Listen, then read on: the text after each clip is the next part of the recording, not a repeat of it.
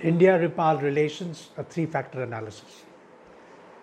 In the past few months, India-Nepal relations have been going through a trough of sorts. Differences have emerged over the boundary, over the religious legacy, as also over the military-to-military relations. I think these three factors are the most important as far as India-Nepal relations are concerned. First is the socio-cultural and religious legacy.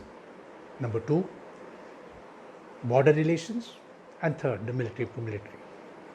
Let us see how these relations or how these factors are impacting the relations and what will be the trajectory ahead. Factor one is the socio-cultural legacy.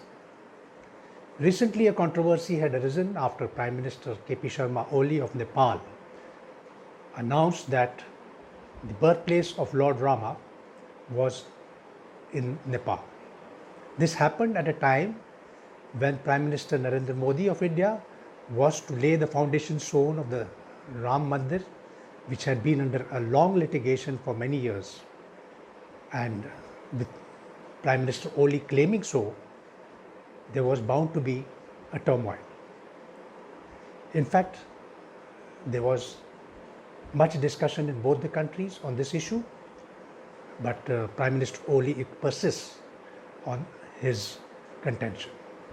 A second related issue emerged when India's External Affairs Minister, Dr. S. Jaishankar, said at a conference that India's legacy arises from two key leaders, Mahatma Gandhi and Lord Gautam Buddha. This was raised by Nepal as claiming that since Lord Buddha was born in Nepal, it was felt that India was trying to lay claims to that. However, the controversy was immediately resolved with India declaring that there was no dispute as to the birthplace of Lord Buddha, which remains in Nepal. It was only the legacy which was being claimed and which was across the Indian subcontinent or even beyond that. The second is the issue of borders. Now, India and Nepal have open borders, which has led to a very good amity and relationship between the two sides, with having linkages socially, culturally, and in people-to-people spheres.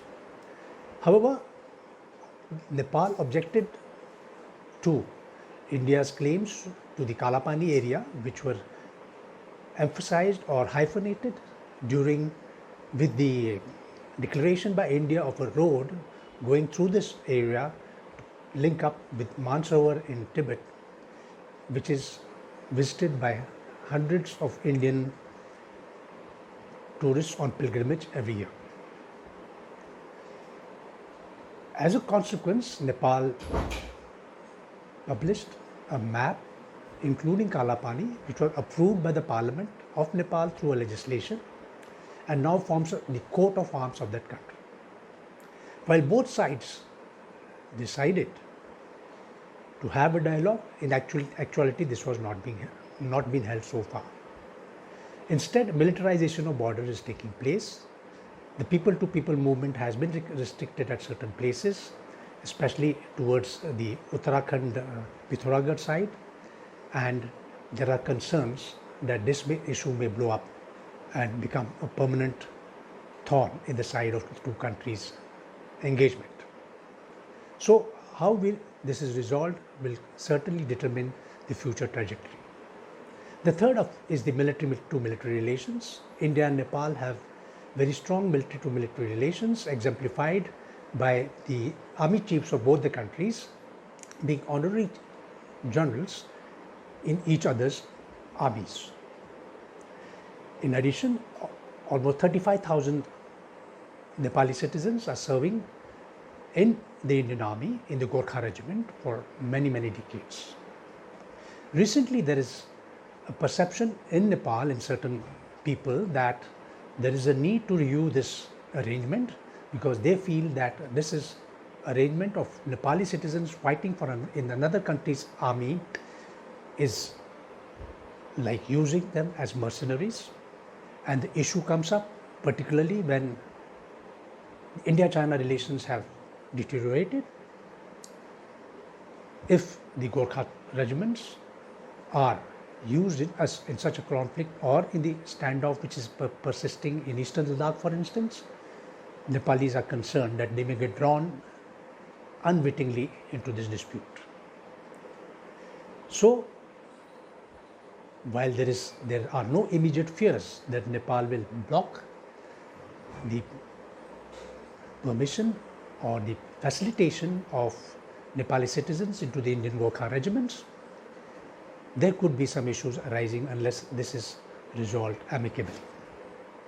Particularly, this was important for hundreds of veteran soldiers of the Gorkha regiment who are getting pension from the Indian Army and who are being served regularly through the pension offices.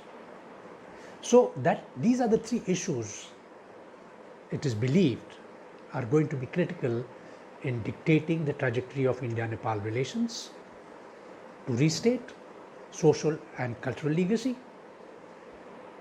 border relations, and military-to-military relations. Thank you for listening.